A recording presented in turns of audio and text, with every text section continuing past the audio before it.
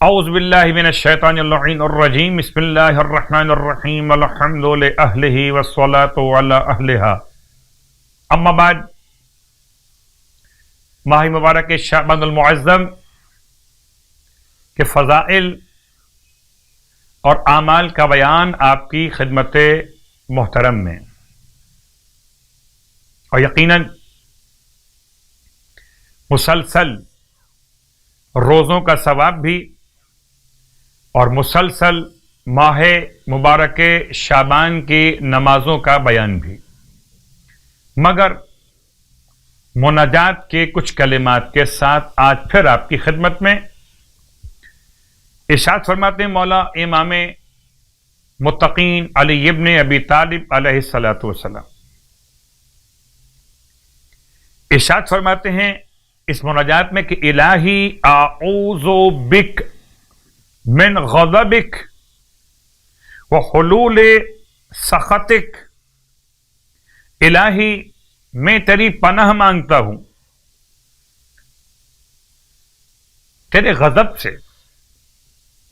اور تیری ناراضگی کے واقع ہو جانے سے۔ اللہ اکبر، یعنی تیری پناہ تیرے ہی غضب سے، اور تیرے سوا کون پناہ دے گا تیرے غضب کے مقابلے پر، اور تیری ناراضگی کے واقع ہو جانے سے پناہ مانگتا ہوں۔ اے خدا میری مناجات مقبول فرما۔ سرکار ختم یہ مرتبہ صلی اللہ علیہ وسلم ارشاد فرماتے ہیں نمازوں کے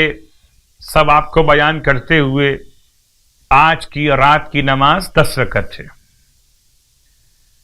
شب 25 ماہ شعبان کی نماز 10 رکعت۔ ارشاد فرماتے ہیں جو شخص بھی آج کی شب میں 10 رکعت نماز 2 رکعت کر کے بجا لائے،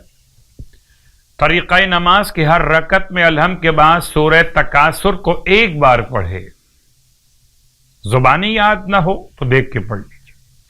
تو خداوند عالم اس کے نام اعمال میں امر بالمعروف اور نہی عن المنکر کرنے والوں کا ثواب عطا فرماتا ہے، اور پروردگار عالم اسے 70 انبیاء کے ثواب کے برابر ثواب عطا فرماتا ہے۔ پھر روایت اللہ کے حبیب صلی اللہ علیہ وآلہ وسلم کی بارگاہ مقدس کہ جو شخص ماہ شعبان کے 25 روزے مکمل کر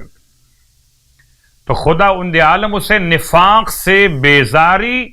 عطا فرما دیتا ہے۔ خدا ہم سب کو تمام تر اعمال صیام اور قیام کی توفیق عطا فرمائے۔ الہی